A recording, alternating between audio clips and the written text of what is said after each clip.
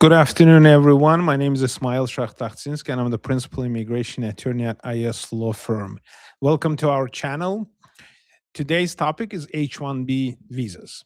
We will talk about the lottery process. There's been a change. We will talk about the visa petition filing for H-1B. We will talk about alternatives in case if you don't get selected for the H-1B visa. We'll talk about enforcement, fraud inspection, and so on by the USCIS. All right. So thank you again for joining us. For anyone who joined, who finds this live stream useful, please subscribe to our channel. Please hit like.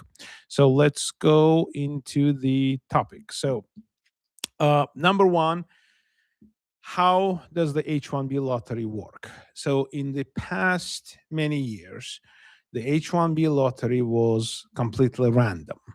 Everybody was in the same boat. So you would basically register for the lottery, and then based on number of applicants, you would have certain chances of getting selected.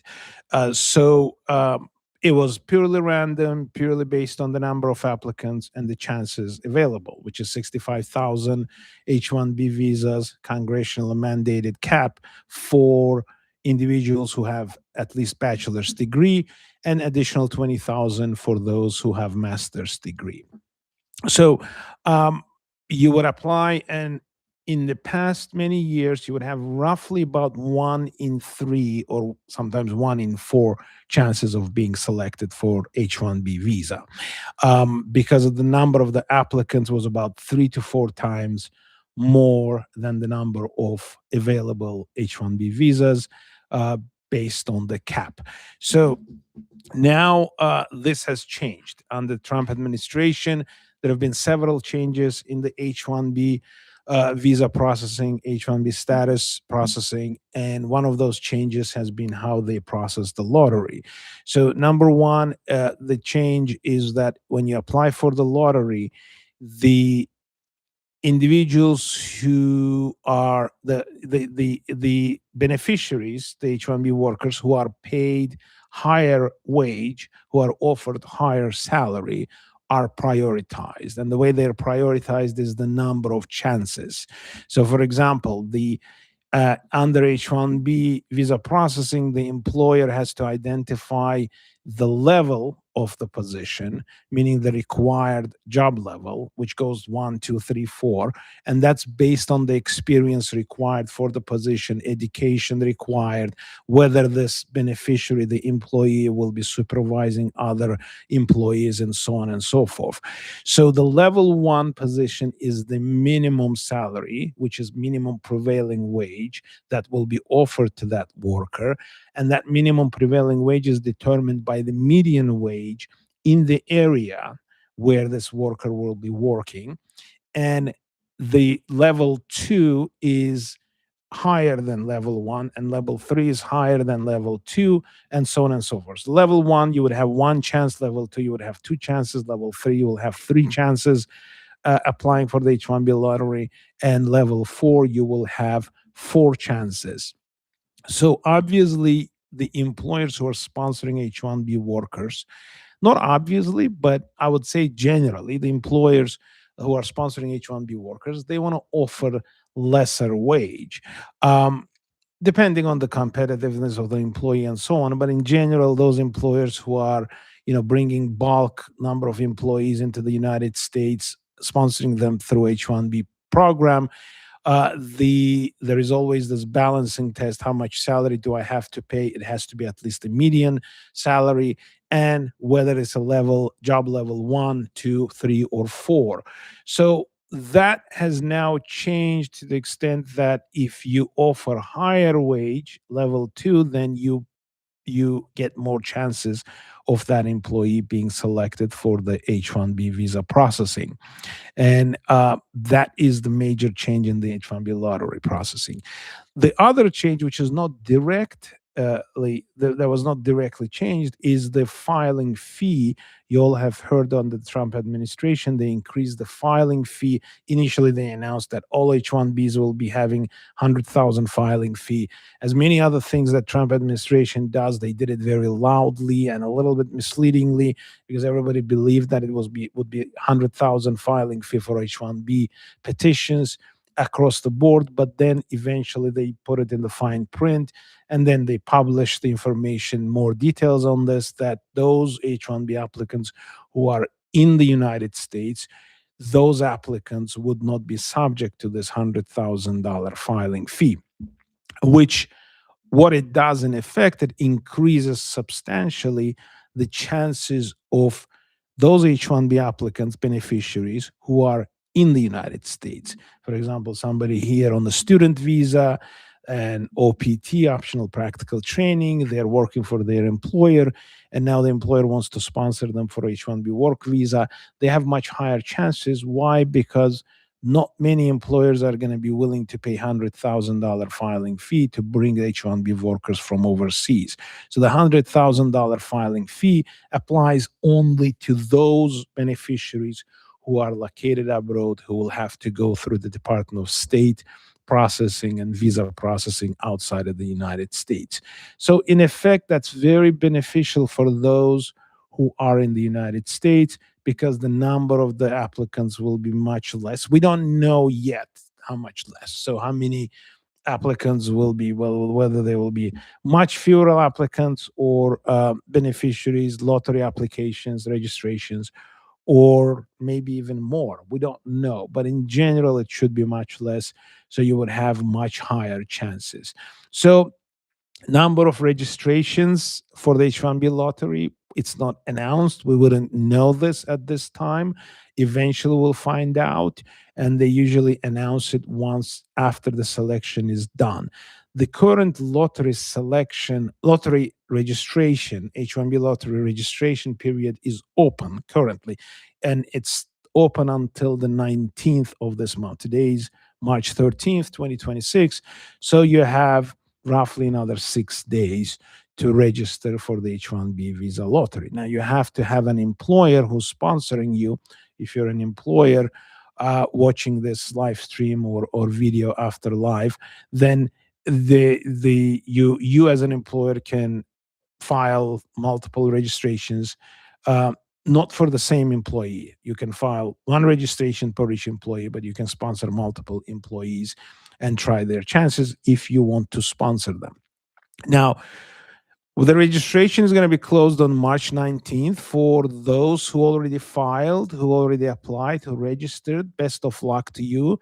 And for those who will be applying within these next 6 days, including today, best of luck to you and do it as soon as possible. Do not wait until the last minute because, as we know, with many of the different online application systems that the USCIS utilizes, that they have sometimes they have stoppage in the system, they have something breaks down, or if there are too many applicants who procrastinated and are hoping to file it on the last day, then the system may be overloaded and you will not be able to register. So don't wait for the last minute. Start the registration process as soon as possible. Now, again, the registration process is different. Now, in this registration process, you have to identify the position, you have to identify the salary offered, and the level of the position of the salary, wage level 1, 2, or 3, or 4 at the time of registration. In the past, you didn't have to because it would only matter at the time of filing the petition. Now, once you're selected, for the H-1B visa lot for the H-1B visa petition, then your employer will have to file a petition with the USCIS demonstrating that the position for which they're sponsoring requires at least bachelor's degree. It's called a specialty occupation, meaning the minimum requirement for this position is at least bachelor's degree. Or there is also another category, which is 12 years of progressive experience, but it's very rarely utilized. And to my understanding, the USCIS really scrutinizes and will issue a bunch of RFEs and so on. So typically, the position for H-1B requires minimum of bachelor's degree. Now, the beneficiary, the worker for who's being sponsored for that H-1B visa, has to have that bachelor's degree within the field that is relevant for that job for which they are being hired. So let's say you're hiring an accountant, right? And you're sponsoring a beneficiary who has a degree in marketing. Will that work? Well, business administration may work, but if it's purely marketing, it may be questionable unless you can demonstrate that in the transcript of attaining that marketing bachelor's of marketing or master's of marketing degree, the beneficiary, the employee, took lots of courses that are relevant to performing the job duties of an accountant. The obvious degree they would need to have for an accounting position would be an accounting degree, bachelor's in accounting or master's in accounting, bachelor's in finance, or degree in let's say math, business administration. Now, math doesn't automatically qualify. So if you have a degree in math, can you work as an accountant? You think about it, that math and accounting, it's basically all about counting and calculations, but it's not as straightforward. So the USCIS will look into the transcript and determine whether it is related to the position, it's a match for this position as an accountant.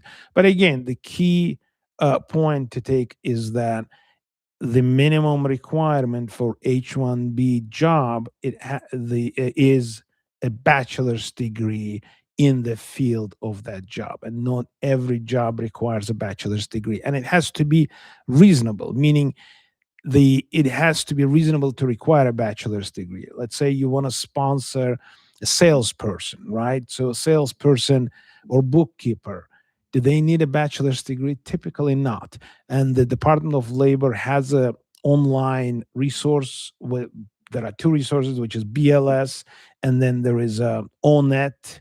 If you Google those, you will run into those websites where you can put the job description or job title, and it will give you information as to whether it's reasonable to require a bachelor's degree for this position. So for those who may think that, okay, I'm going to apply for H-1B for a position that typically doesn't require a bachelor's degree, but the employer is going to require it, that might not work unless the employer demonstrates any special needs, any business necessity. That case, and that would have to be filed at the time of the petition of the USCIS, or they will issue a request for evidence asking for that information. Why do you require a bachelor's degree for this position, which typically does not require a bachelor's degree? So all of that factors in. The petition for the H-1B visa or change of status to H-1B is not as straightforward as many believe. First it goes through multiple steps. One step is filing what is called the Labor Condition Attestation, LCA, with the Department of Labor, and that has to be certified, and it takes time. There is very limited time after the selection to file the petition. So it takes typically it took about 7 days, but now we don't know. With the current administration, we don't know what's going to happen to that. So it's you must start as early as possible. But then once that LCA is certified, the next step is preparing an employer support letter, gathering all the documentation, preparing the petition forms, and filing with all the supporting documentation with the USCIS. And the one of the steps that many individuals run into, one of the difficulties many applicants run into in that limited amount of time after the selection is if the beneficiary doesn't have a required degree from the United States. So if the beneficiary has let's say, degree in accounting from somewhere abroad, and in some countries you only need 3 years of education for bachelor's degree, what they call in that country is bachelor's degree, but in reality in the United States that might be counted as an associate or college degree, which is not equivalent of bachelor's degree in the United States. So what you need to do to avoid having those issues is, before applying for the H-1B, before filing the petition, go through the degree evaluation process. So there are many different organizations that provide this degree evaluation service, where you provide your diploma, your transcript, your experience information, and that organization through experts evaluates what kind of degree you have. So for example, you have a degree in math, you took some courses related to finance and accounting, plus you have some experience in accounting, then you provide it to that organization, and they do that degree evaluation, and an expert here in the United States renders an opinion that this beneficiary, this worker, has a degree which is equivalent of a bachelor's degree in accounting in the United States. So equivalency degree evaluation is something you want to do ahead of time, especially if you have these issues. I mean, unless, again, as I said, if you have a degree from the United States university and you have a bachelor's degree in accounting or finance, and you're applying for a job as an accountant, I keep bringing accountant up, but as an example, but it can be anything. It can be engineer, education and job, right? So as long as those match and it's obvious, you don't have to do the degree evaluation. But if there is this question, it's a foreign degree and so on, then you better do the degree evaluation beforehand, even before you register for the lottery. The registration fee has increased. I believe now it's $200 for the registration for the lottery. And then if you're doing with a law firm like ours, then there are filing fees. I mean, there are legal fees for doing that. And this year, again, it involves more information and more work beforehand. So those fees are higher than it used to be in the past. So taking all into that into consideration, you want to make sure that you're well prepared in advance. This year, again, the H-1B registration is open now, so go ahead and file it as soon as possible. If you believe you qualify, or if you are an employer who wants to sponsor an employee and you believe that employee qualifies, go ahead. Don't wait. You don't have to wait for the degree evaluation. Go ahead and register as long as you reasonably believe. Of course, consult with your attorney. If you want to contact us, we've been doing this for 20 years. We are licensed immigration attorneys. Our law firm has been handling H-1Bs for 20 years. So contact us and we'll be able to review and evaluate and do the registration process, take care of the registration process, so that this process is not delayed. All right, I'll continue talking about H-1B visas. In the meantime, I see some questions posted on the chat section. For anyone who is watching us live, you can post your questions in the chat section. Any questions, not necessarily related to H-1B, anything related to immigration questions, you can post there on the chat section, and I will do my best to answer all of the questions. In fact, what I'll do is I'll go through the questions now and answer some of them, and then I'll continue talking about H-1B process and the alternatives to H-1Bs in case if you're not selected, or if you think that you don't qualify based on the degree. We'll talk about different types of visas you may qualify for, or if you're not in the United States, if you're abroad and your employer doesn't want to pay $100,000 filing fee, then we'll talk about possible alternatives. So the first question I have, there is something blocking my view. All right, let's see. For some reason, there is a blockage of the view. Okay, great. So first question, I'm going to translate it as I read the question. It's written in the Russian language, but I'll translate it into English. The question: if the case was returned from the Board of Immigration Appeals, remanded back to the court, to the immigration court, because the judge made mistakes, several gross mistakes, and how strongly will that affect on the positive outcome on this case?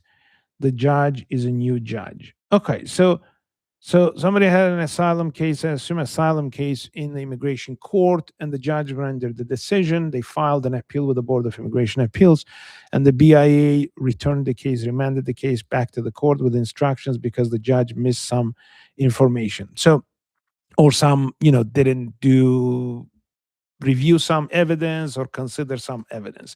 So the question is, how much does that affect on the positive outcome? Generally, it does a lot. So it does affect a lot.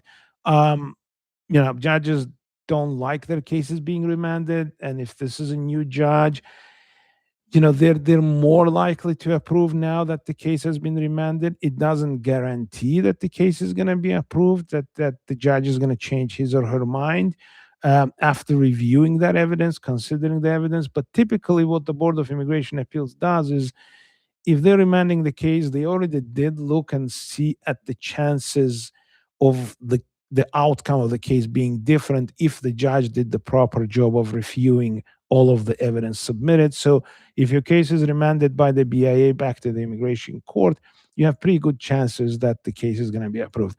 I'll tell you, in my experience, we had, thank God we had several cases, not so many filed with the BIA, appealed over these 20 years of my practice. But in one of the successful ones, the judge basically made the decision right away. We didn't even have a hearing. We just had a brief talk. And the judge, basically after the remand to the same judge, in that case, the judge did not consider the country conditions thoroughly. So the BIA remanded, and it was obvious that the judge did not consider. And the judge basically at the hearing, we had brief talk, and then the judge said, well, I changed my mind. I want to grant asylum, which they didn't have to, but they did. All right. So the next question is, in your experience, how well does a filing a motion to expedite work for getting an earlier court date assigned? It depends on the judge's calendar. So the question is, if you have a case in immigration court, and your typical hearings are scheduled based on the judge's schedule. So each judge has their own calendar, their own schedule. Some judges schedule cases 3 years, 4 years into the future. Some have more availability because they're new, or some of the caseload has been taken away from them. So they may have, they may be scheduling cases 6 months out or 1 year out, and so on and so forth. But there is also an option of filing an expedite request to advance your hearing. You have to have strong reasons to be able to do that.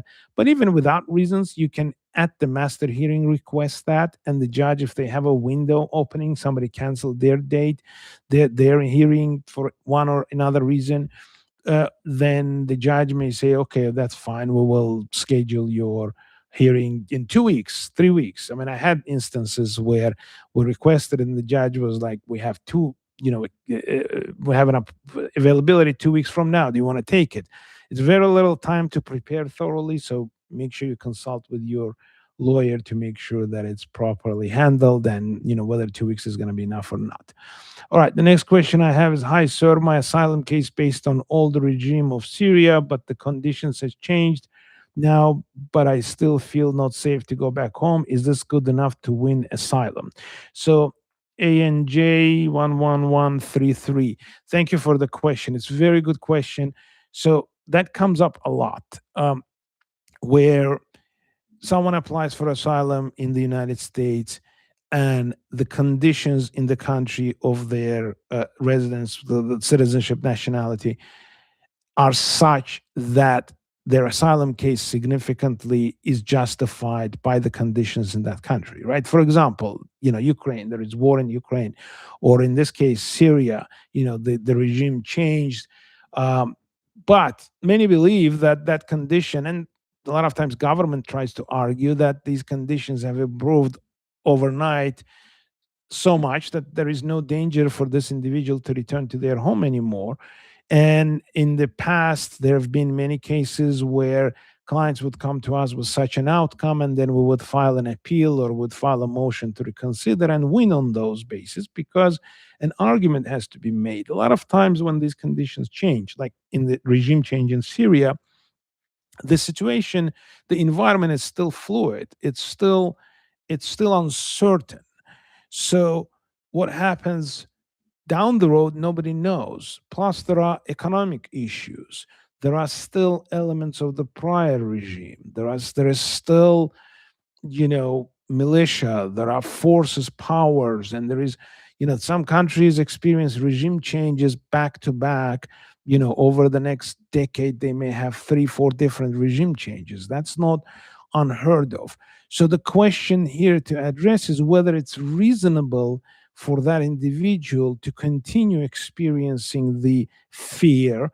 Is it reasonable to have that fear, or is there a reasonable chance that this might happen again? So, for example, in the cases that we're handling from Ukraine, a lot of those cases we're handling in, there is an argument that, oh yeah, Russia was near Kiev, but now it's not, so it might be safe. Well, the argument is no, it's not safe. You never know what Russia will succeed. I mean, hopefully it doesn't, but what Russia will succeed doing in Ukraine down the road with some of the support they're getting from other countries, unfortunately, even from Europe. But anyway, I'm not going to go into the politics or regional politics, but the issue is that whenever there is this change in the country conditions, it cannot be overnight. It may take years until the situation stabilizes, as we have also seen in Afghanistan, right? So the situation, the conditions change.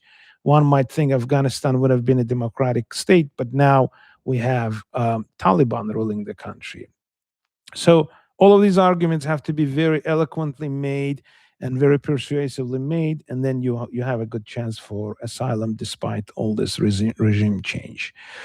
All right, so I'll answer the next two questions, and then we'll continue to talk about H-1B visas. I understand there are probably not as many viewers who qualify for H-1B visas, but it's still very hot topic, and it's hot because of the current H-1B lottery registration season being open for the next 6 days, and it will be closed. So if you have any questions, again, post questions. I'll stop and answer as much as I can. All right. Can prosecutors use AI to find gaps in your case? How much time do they usually have to review a case? And how thoroughly do they prepare for hearings? That's general procedural question, but I will answer. So yes. So the prosecutors, what by prosecutors means in immigration court, that's the government attorney. They're not really prosecutors, but in a sense, they're immigration prosecutors. So they do use AI, from what I know from individual conversations. They do use AI, and the government generally now is moving towards utilizing AI as much as they can, but there are very limited boundaries. There are very, extensive boundaries, both on us as practitioners, advocates, immigration advocates, and there are limitations on more limitations on the government attorneys. But they do use AI, and in terms of how much time do they usually have to review a case, it depends on the prosecutor, on the government attorney, which they're usually called ACC, Assistant Chief Counsel. So depends on their caseload, depends on their availability. Just like any other work, there are some that do diligent work. There are some that appear at the immigration hearings, individual hearings, for the merits hearing, and I see that they're not well prepared. They don't know anything about the case. They listen to my questions and the client's answers, so my direct examination of the witness, and then they do cross examination. And based on their cross examination and questions, I notice they don't know anything about the case. They're not well prepared, so they haven't studied anything. They didn't prepare any questions. They're just asking random questions based on my questions. And usually those are the easier cases to win. But sometimes they come very well prepared. Sometimes they spend a lot of time, they analyze, they ask very tricky questions and so on, specific to the case. So it's case by case. There is no one shoe fits all answer to this question. Some of them are thoroughly prepared, just like officers. When you go to the USCIS office for an interview, whether it's asylum office or marriage-based case office or adjustment of status based on your employment petition, or any kind of visa status change, so the officer can be well prepared, and they may review and analyze every bit of information in your case, your entire history, your immigration background. And sometimes they're not very well prepared. Sometimes they're very well prepared, but they may be more, how would you say it? They may be leaning towards approving your case. They may be more lenient, but some of them may be looking for reasons to pick. So there are just so many different human factors involved. Same with the judges, immigration judges. They may be well prepared, or they may not be well prepared. They may be, more sympathetic to you, or they may be have certain sympathies to certain types of people and not be sympathetic. So it's just they're humans, and there is so much human factor. One of the questions that I'm often asked, and this was in combination with AI as well. AI is used extensively in all areas of law, not just law, but in all the industries. So there is this AI boom. But with the AI boom also comes a lot of AI misunderstanding. And individuals, I'm going to talk about immigration practice, but I'm sure in many other types of industries and many other practice areas, this also may be applicable. There is a lot of misunderstanding that you can replace legal services, replace an expert with AI. And I'm not talking about just hallucinations or mistakes the AI does, but the challenge with replacing legal services with AI is that on the other side of the spectrum, whatever you're writing, let's say, let me back up. So let's say you're using AI to write a memorandum in support or some kind of cover letter to or response to request for evidence to a USAS officer who's going to consider this, right?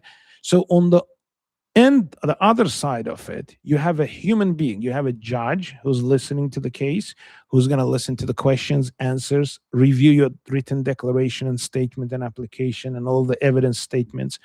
And then you have AI, which you're using to write those documents.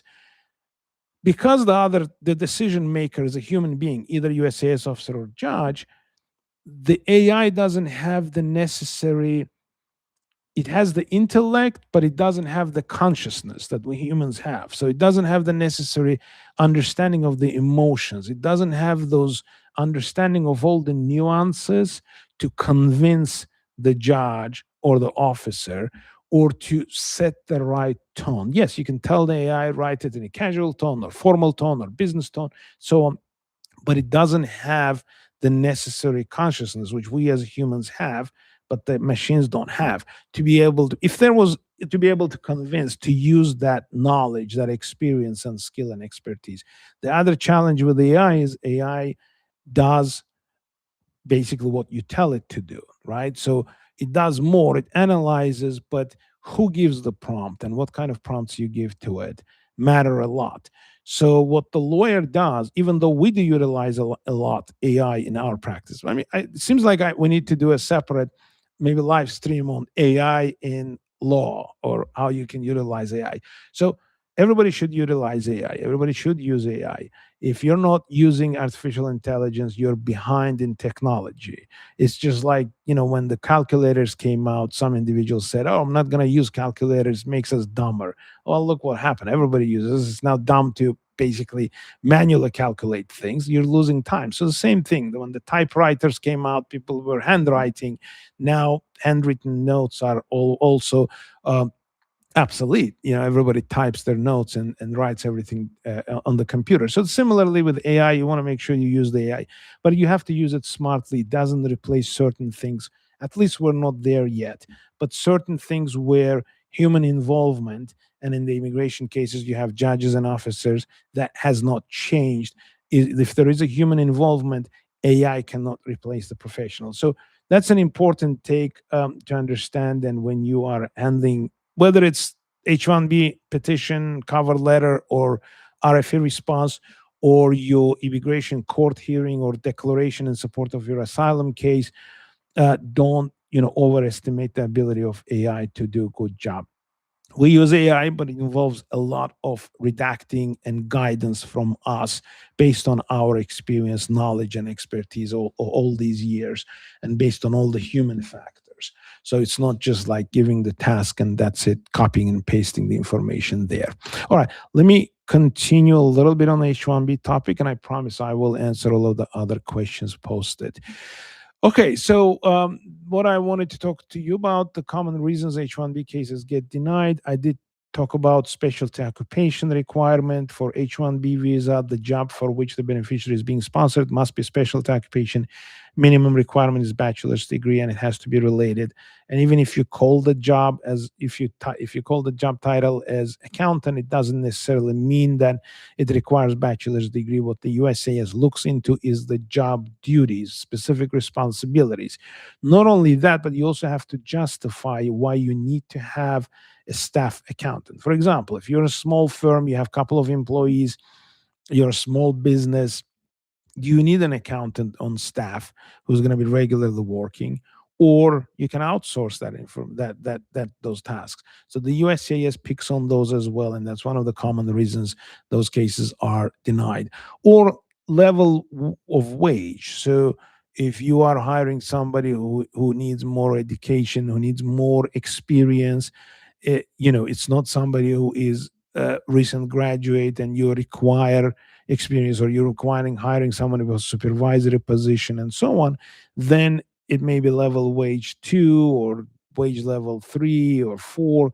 So a lot of times employers put wage level 1, and then they end up having those cases denied. So weak employers, small startup employers. But with that being said, every employer, and that's one of the which most common misperceptions in the H-1B context, is that no matter how small the employer is, they can sponsor H-1B as long as they can justify why they need this individual. One of my clients in the recent years was a very small firm. It was an accounting firm, and they had like 3 employees, and they were sponsoring an accountant that would be basically doing accounting for the clients of the firm. So they were providing accounting services. And one of the questions they in the RFE USAS was asking us to explain how this accountant is not going to be answering phones or doing any office administrative tasks, considering that the firm is so well. Actually, they had 2 employees at that time. So how were they able to do so? Would they be able to do so? They have to be doing specifically those, they're taking care of the specifically those responsibilities that are for accountant. They cannot be answering regularly phones or taking care of the administrative tasks in the office and so on and so forth. So we demonstrated that by providing detailed job description of all of the employees, and it worked out. The USAS approved that H-1B for 2 employee firm. And so, no matter how small is the employer, that's possible.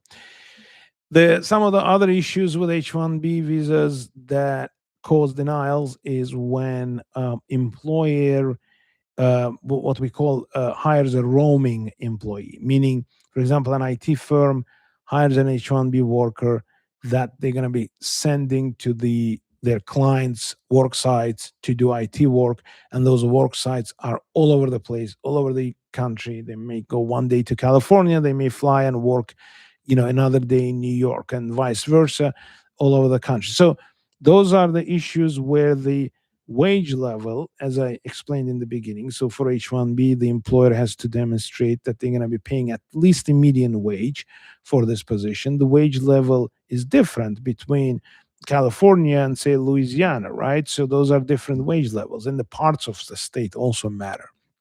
So with that being said, they have to do labor condition attestation from both of them and pay the minimum of the prevailing wage depending on the location where they will be working. So all of that matters. Well, they have to choose the highest wage from those. So, with the H-1B petition, again, there are lots of nuances. If you're an employer willing to sponsor an employee, then make sure you have proper legal representation, legal advice. And if you need law firm to help you with this, then with H-1B, contact us. We've been doing this for 20 years, and we'll be happy to help you. Now, the important part of the H-1B topic is, what if you're not selected for the lottery, or if for some reason your H-1B petition is denied, or the employer couldn't provide all the information necessary to prove that you're required for this job, then what options you have? So there are several options, several good options. So, for the employees, for the potential employees, one of the options that is frequently utilized is O1, which is called Extraordinary Ability Visa. You might have heard of Talent Visa, right? So that's also known as Talent Visa.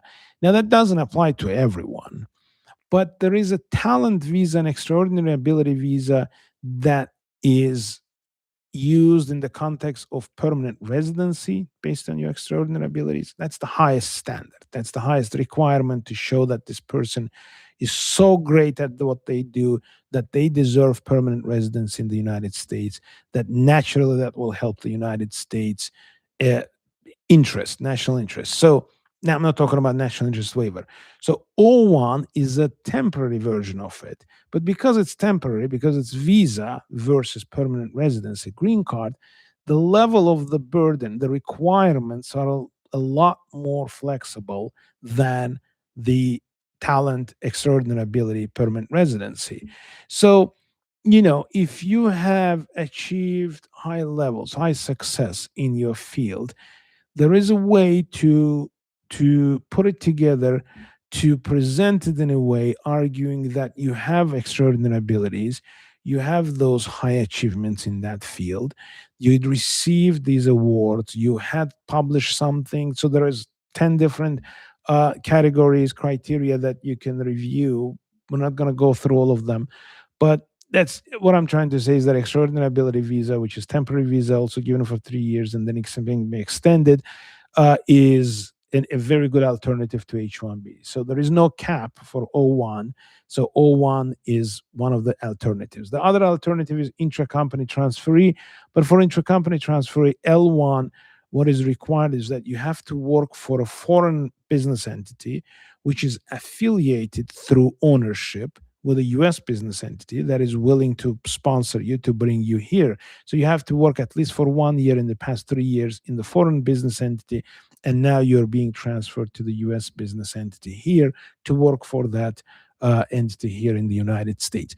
Now, there is also H-1B visa that is cap exempt.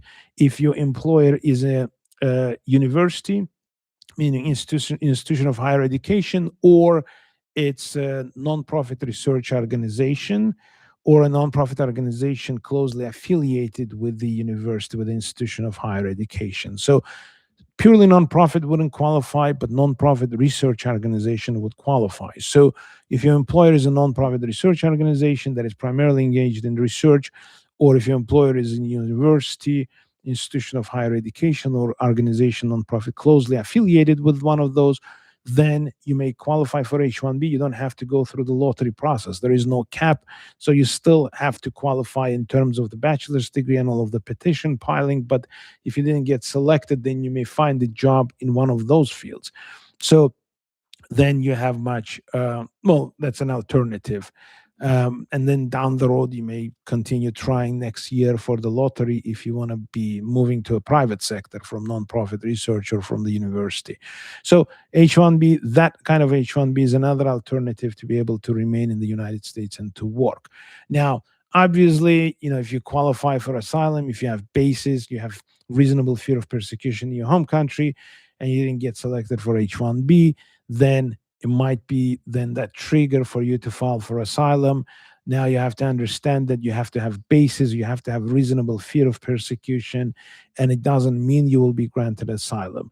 But what it does is once you file for asylum, you are lawfully present in the United States since the time you file it, and then you will qualify for employment authorization document, also known as work permit.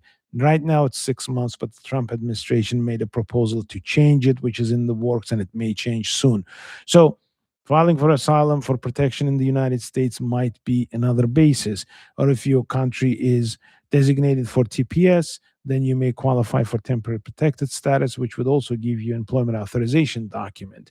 Now, another alternative for H-1B is not really alternative in terms of working for the same employer who's sponsoring you for H-1B, but it might be a different alternative for you to establish your own business, is E2 investor visa, which is a very lucrative type of visa.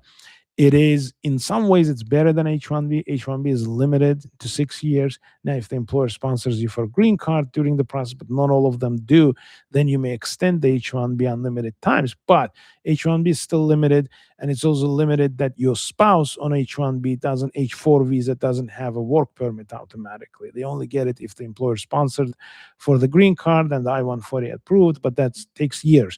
Now, the very good alternative is E2 investor visa. E2 investor visa allows you to work for your own business as much as you want. You need to renew it every 2 years, but unlimited times you can renew it. Your spouse will have a work permit. He or she can work anywhere they want, and you can develop and continue working for your own business. Your children are considered residents for the school purposes. They can go to public schools. Now, the requirements for E2, number one requirement is that your country has to be a signatory for the E2 treaty with the United States, and many countries are. So if you go online and type E2 visa countries, you will run into the State Department's website, which lists all of those countries. And if your country is listed there, and many of the countries are, so don't assume that your country is not listed in the E2 treaty. So if that's the first requirement. Now the second requirement is to have a business investment. So you have to invest somewhere around 100,000, but 75, 85,000 also is okay. And what you do is you invest it into your business. You buy equipment, you establish your business, you basically get your business ready for running, right? So that's a very good alternative. For example, if you have an OPT, optional practical training, many don't know this. You don't have to find an employer. You have 90 days with optional practical training, either STEM or regular OPT. You can start your own business. You can work for yourself as long as whatever you're doing justifies at least 20 hours per week employment, which is part-time, right? So regular is 40 hours. This is part-time, 20 hours. So if you're an OPT, you don't want to work for someone, you have 75, 85,000 capital, that's a good opportunity. You can register a business, spend money on lease of the office, equipment, cell phone plan, computer, whatever you need to spend it on. So you spend on this, you can work for yourself to satisfy your OPT requirements, and you can qualify for E2 visa based on that investment. Now, there are other smaller requirements, not smaller, but there are other nuances. You have to demonstrate the source of the funds. It has to be, lawfully attained, lawfully earned, or you can take a loan, but the loan cannot be secured by the assets of the same business. So there are those nuances. We're not going to go through each of them. We had live stream on E2, I believe. If not, then we will. But it's very beneficial, very helpful type of visa, E2 investor visa. Many forget this and many don't know this, but that's very helpful, very important to know. Okay. So E2 investor visa is another alternative. Now, again,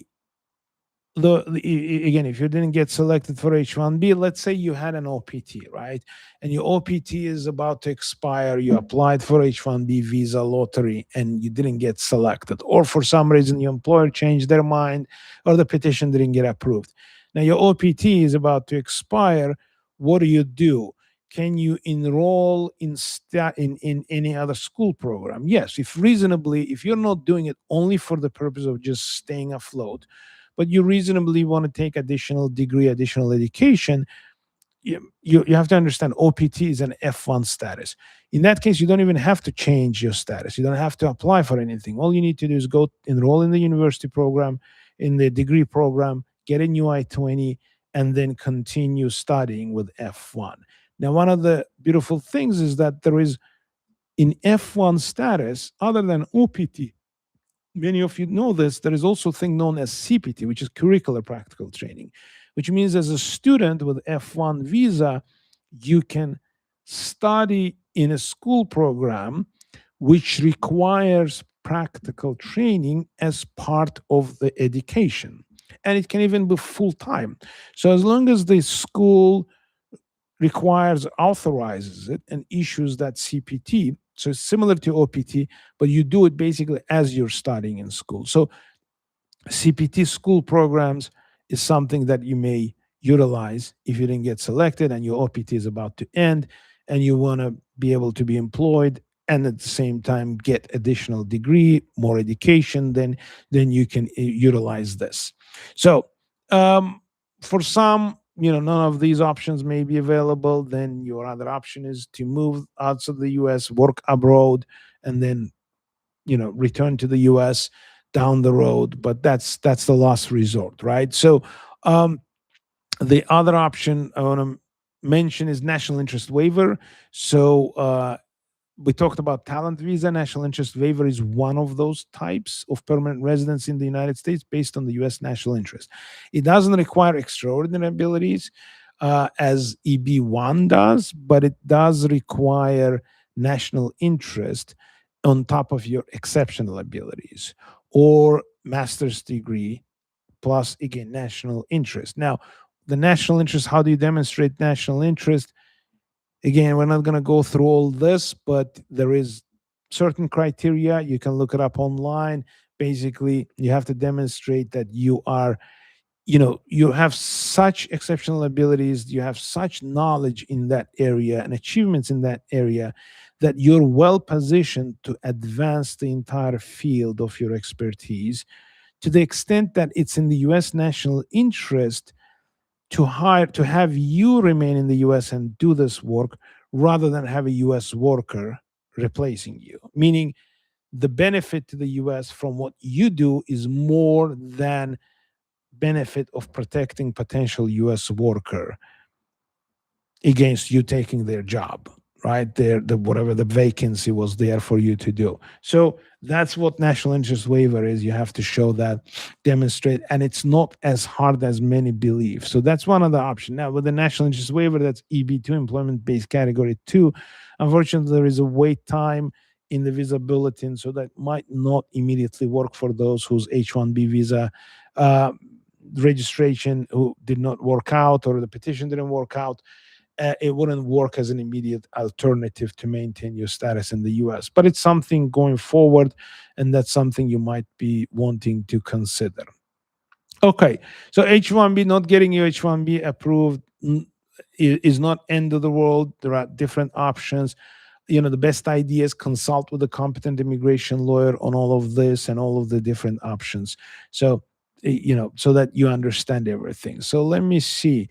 All right. So I think that's pretty much it for the H-1B. Now I'm going to go again to answer all of the questions posted. Everyone who joined us, thank you so much. Again, if you like this video, please press like. And if you are viewing this after the live stream, you can post your questions in the comment section, and we do our best to answer all of the questions posted in the comments as well.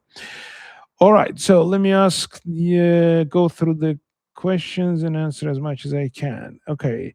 Is a valid temporary work ID from Saudi Arabia make someone eligible to get deported? I'm not sure I understand to get deported.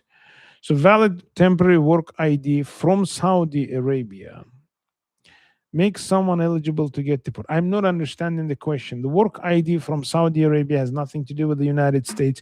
If you're talking about whether you have a temporary work ID in the US, are you subject to deportation? It depends. Having a work permit is nothing to do with your deportation, whether you're deportable or not. You may be deportable, you may not have a status, you may be placed in removal proceedings, such as, for example, if you have filed for asylum, you have a pending asylum case, you are removable. If the asylum office doesn't grant your asylum, refers your case to the court, you can still prove your asylum in court and you will have your work permit, but you're deportable. So having that work permit it doesn't protect you from deportation. Work permit, all it does, it gives you a right to work. It doesn't protect you, it doesn't give you a status, it doesn't give you any other rights other than being employed. Okay, so one may say getting a social security number is a right, yes, but that's what basically work permit does. It lets you get your social security number, it lets you get your driver's license in some of the states, and it lets you work. That's it. It doesn't let you stay in the US, it doesn't give you a status. All right, next question. Salam Smilebay, does the news about needing a passport when applying mean the green card lottery will be resumed? Yes, it seems like that's what they're doing. They're resuming the green card lottery. I haven't been as much on top of it as I should be, as I used to be on green card lottery. In the past, I was providing explainers. We were even filing all the green card lotteries for anyone free of charge. So, but we haven't been doing it much lately. We do handle a lot of those adjustment of status cases or visa application cases after they get selected. for the green card lottery. But the green card lottery application in the past has been very easy. You basically provide your basic information and the photographs. There is a lot of detailed instructions. So, but in terms of the new, when it will be resumed, I guess, I mean, the passport is needed. Yes, obviously, that will be needed. But they were also announcing something about education or prioritizing, the lottery. But then it loses its meaning. The diversity visa lottery, DV lottery, was presented by the Congress, was enacted by the Congress, as the name suggests, to diversify, to basically demonstrate to the world that the doors to the United States are open to anyone.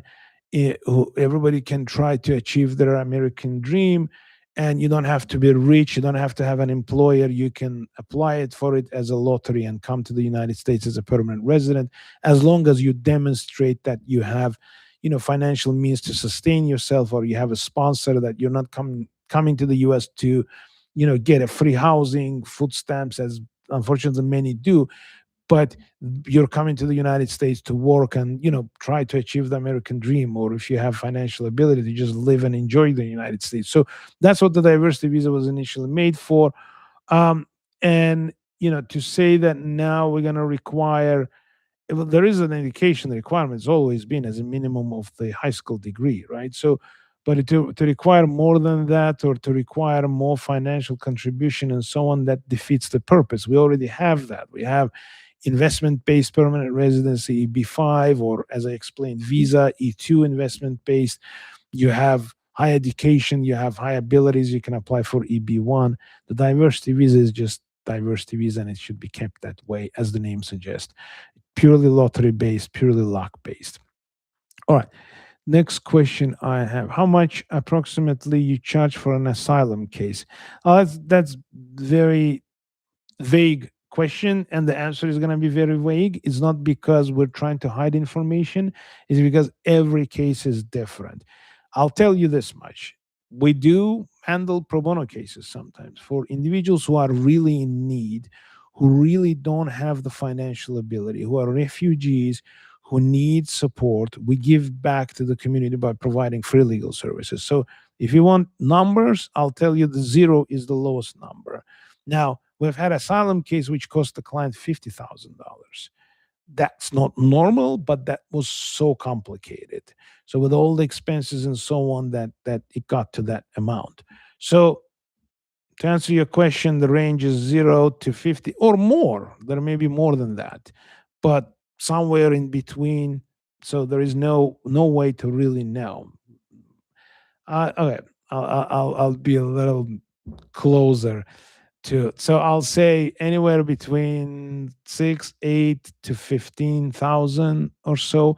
Again, depends on whether the case is in court or whether it's affirmative filing, and then the interview charge is separate. So there are so many, again, the complications of the case. So it could be 10 to 15,000 roughly in that range on average, generally. But as I said, there is no end limit either way. All right. Thank you for your answers. Thank you for your questions. Next question. Yes, please. It's such a hot topic now. I don't know what you're talking about. AI. Oh, okay. So we'll have an AI in law, and how to use AI, and the tips, and why you shouldn't rely on AI replacing your attorney. So the next question I have: do you handle VAWA, Violence Against Women Act cases? Yes, we do handle VAWA cases. We've been doing this for 20 years. VAWA, Violence Against Women Act, doesn't necessarily, as the name implies, apply to women. It can be men. It's basically a spouse of a U.S. citizen or permanent resident who's been abused, either severe psychological abuse or physical abuse, and because of that they can self-sponsor themselves. So what happens is sometimes somebody gets married with a U.S. citizen or permanent resident, or they're brought into the United States, and that U.S. citizen or permanent resident are trying to keep their spouses hostage, threatening them that I'm not going to file petition for you, or they don't do so, and they abuse by, either severely psychologically abusing them, or with some kind of physical abuse, even if it's a small physical abuse, but still it's a physical abuse. So they're taking advantage of their immigrant spouses. So, Violence Against Women Act is to protect those spouses, whether it's men or women. Again, the name suggests Violence Against Women Act because it was at the time when it was enacted by the Congress, it was more geared towards women because women would be the ones who would be suffering abuse from their husbands. But it goes both ways now, and we handle those cases all the time. it's it helps the beneficiary to sponsor themselves. They don't need their US citizen or permanent residents to sponsor them for permanent residency. So that's enacted to avoid this involuntary servitude or modern day slavery of the spouses, depending on the US citizen or permanent resident spouses.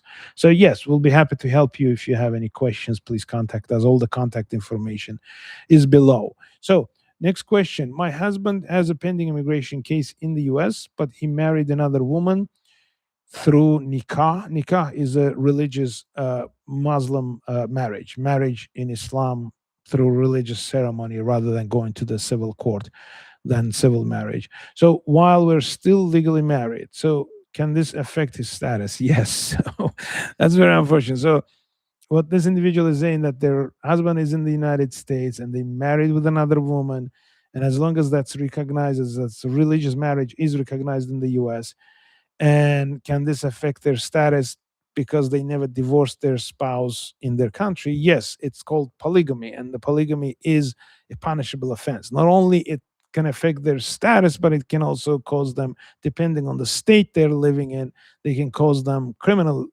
issues because knowingly marrying two individuals at the same time is a punishable crime in the United States in many states. So yeah, that's not going to give him any immigration status as long as the USA finds out. So they may be able to hide it, but if they've been married, so a lot of people don't know how many traces, or how much traces they leave before they come into the United States, and some, I meet a lot of people, a lot of clients who underestimate the intelligence of the United States government, the thoroughness of their work and the understandings they have, and their ability, technology, to be honest with you, to reveal information.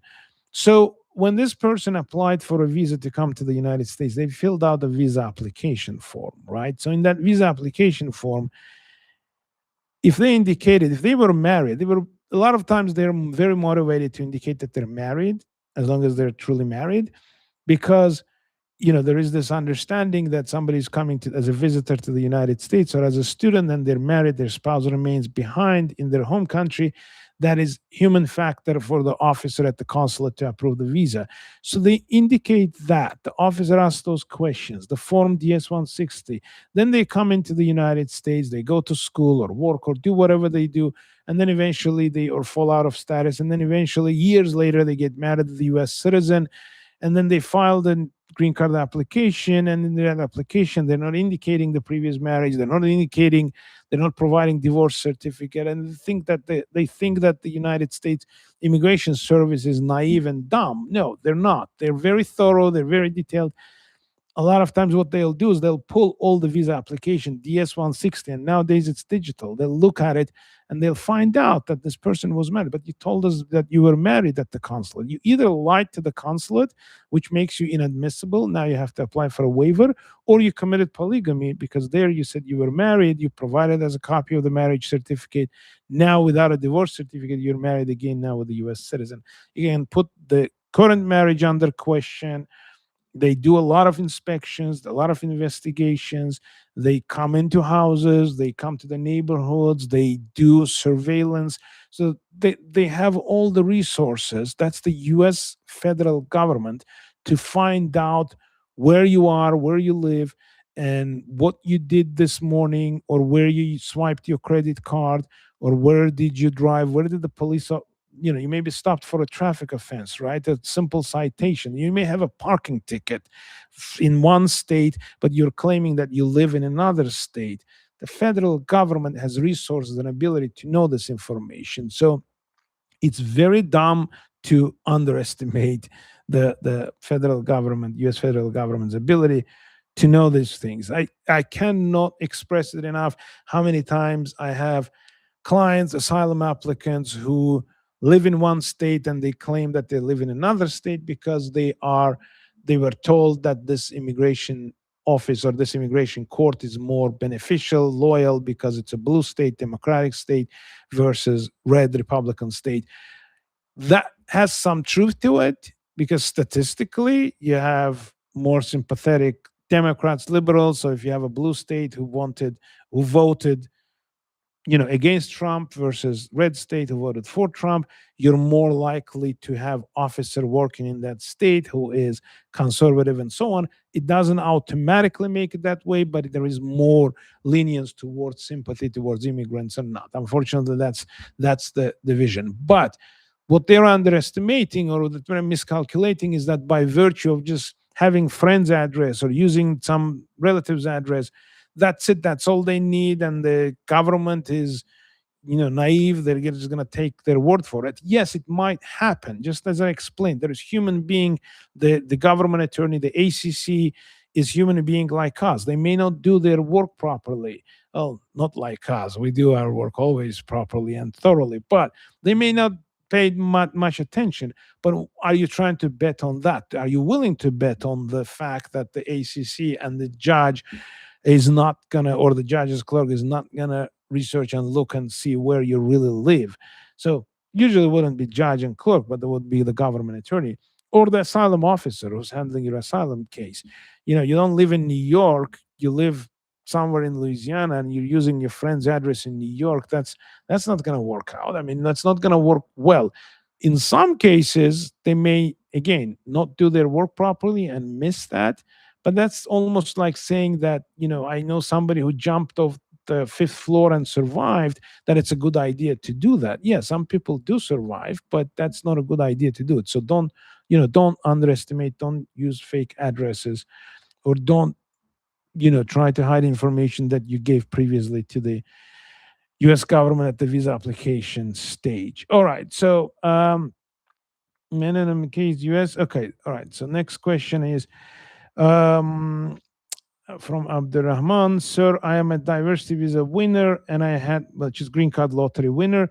And I had my interview January 11, 2026. I received 221G because of the hold. Now they're asking other for a sponsor. They're asking other for a sponsor. Is it possible that they will ask me for the sponsor? Well, not necessarily, but it's possible. So the diversity visa lottery, by the regulation, doesn't require to have a sponsor, but you're still subject to public charge, meaning you have to demonstrate either sufficient financial means that you have immediately available to enter the United States and not depend on the public assistance, such as Medicaid, Medicare, housing assistance, food stamps, and so on. But it doesn't necessarily require an affidavit of support in a sense that is similar to spousal support, right? So you have a family petition, then you have to demonstrate file form I-864. For the diversity visa lottery, you don't have to do that. But it's a good idea. It's a good idea to do that. Now, what the Trump administration is doing they're claiming doing it, is they're considering improving the efficiency of those verifications, public charge rule, right? So verifying the financial ability of the beneficiary or the sponsor to pay for their expenses, also the enforcement of those public charge rules. So what enforcement means, for example, traditionally, if a spouse sponsors a foreign spouse, brings to the United States, they have to demonstrate whether, or in the United States adjustment of status, the spouse or the family petitioner has to demonstrate that they have sufficient financial means, sufficient income to pay for whatever the expenses they will have to reasonable degree, which is 125% of the federal poverty level. But so they have to demonstrate they have either steady income or they have assets. In reality, that never gets enforced. It only gets verified by filling out the form affidavit of support and providing information of it. But if that person, the immigrant, then becomes a public charge, if they go and apply for food stamps, if they go and apply for public assistance benefits, they become homeless, can the US government sue the sponsor who sponsored this individual, promising to the US government? Theoretically, they can, but realistically, in 20 years of my practice, with thousands and thousands of these cases, and being a member of American Immigration Lawyers Association, where we collaborate and communicate with our colleagues, I have never seen or heard of any affidavit of support for my 864 being enforced by the US government against the sponsor.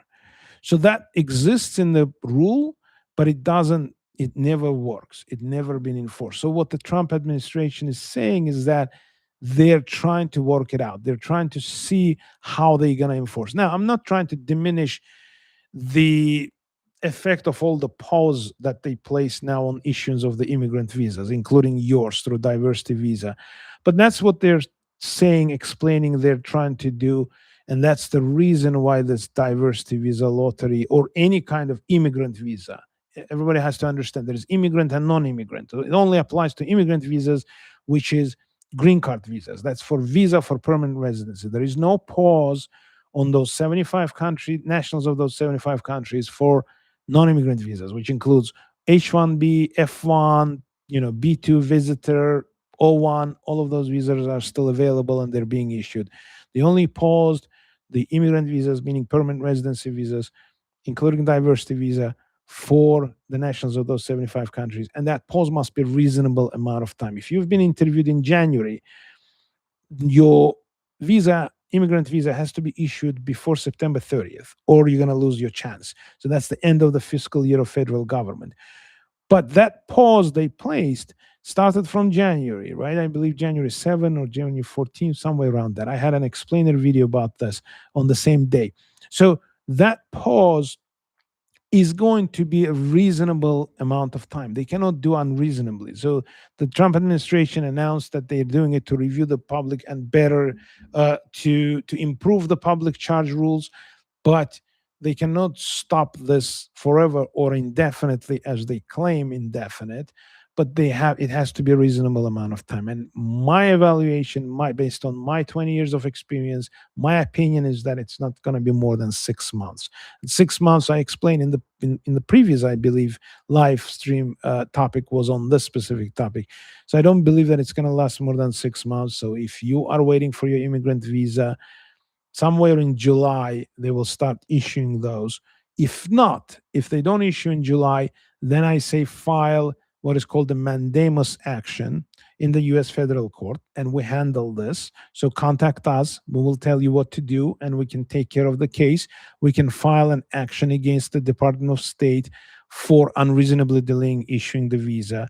And typically that works. Within a month or two, you will have. So if you don't hear back, if your visa is not approved by July, definitely contact us. All of the contact information is below. All right, so I think I have the last question, and after this, we'll wrap up. Again, thank you everyone for joining. Let me read this question and answer. Is there a way to expedite your green card? We filed 8 months ago based on an asylum granted, but it's been completely silent since then. The answer is yes, there is an expedite request that you can place with the USCIS, but you have to have strong reasons. So I always tell my clients, imagine you are in a line, let's say at the airport for checking in, or going through the security, and there are 100,000 people in front. I mean, typically at the airport, you don't have 100,000 people, but you have 1,000 or 100 people, right? So imagine here you have hundreds of thousands of people, especially with asylum applying for green card. So what you're saying by filing an expedite request, you're not telling them do your job faster. You're telling them move everybody aside, take me first. Everybody move. I'm going in first because I am so important. Or there is fire, there is an emergency, something. So everybody's going to ask you why. Well, in this case, not everybody, but the USCIS officer, the USCIS is going to ask why. What's so important about you? Why? Is it because it's in the US national interest that we consider your case before others? who applied before you? Or is it because there is emergency? It's a life and death situation. Is there a medical condition that somebody's life is going to change? So those are the criteria they look into to see if you qualify for expedite request. And if you do, they'll just jump your case forward. They'll put your case before others and they'll consider it. Now, important disclaimers I want to make about expedite request is that, again, many people naively apply for expedite request without either having basis or coming up with fabricated basis. They're saying, okay, I'm going to get a medical certificate that this is what's going on and then apply for expedite request. They don't realize that this application for expedite request can be used against them for misrepresentation. If it's an asylum case, you're filing an expedite request, you may be found not credible if you're trying to expedite your asylum case based on fake fabricated basis. Then if you're not found credible, then you're more likely to lose your asylum case entirely or even reopened and reconsidered. Or if you're misrepresenting information, you become inadmissible because of the material misrepresentation. So if you're misrepresenting medical condition to get ahead of others, you may be. It's also immoral. I mean, again, imagine you're in line and you're telling everybody move aside. I want to go first. It's immoral to fake that there is some kind of emergency, right? Because those people are also just like you, waiting in line. So filing an expedited request on fake basis is also immoral. But also, many don't realize, even if you have basis, you have to demonstrate that expediting your case is going to help you to address, to resolve those bases. So, for example, I have clients who have a pending asylum case for 5 years, and now they're saying, let's file an expedited request because my father is ill in my home country. And I tell them, okay, let's say the USA expedites your asylum interview. How is that going to help your father's health? Even if you get a green card now, it's going to take you about 6 years to get citizenship, right? Well, some might say 4 years, but that's 4 years plus you have wait for the green card. So if you get asylum now, you're going to wait 6-7 years until you get your citizenship. But before that, you cannot travel to your home country, right? You're saying that there is a risk of persecution. So at the same time, you're saying, give me my asylum case earlier because my father is ill. Plus, you have advanced parole. You can apply for advanced parole. If you're affirmatively waiting for asylum and you have these reasons, you may qualify for advanced parole. You may travel in and out of the country and not lose your asylum case. So you have to tie the basis for the expedite request to the outcome of your case, helping to resolve that issue, that emergency. You cannot just use an emergency. Oh, there is this going on. That's why interview me faster. Okay. With all that, okay, I think I answered all of the questions. Again, thank you everyone for joining. For everyone who's viewing, please don't forget to press like, to subscribe to our channel.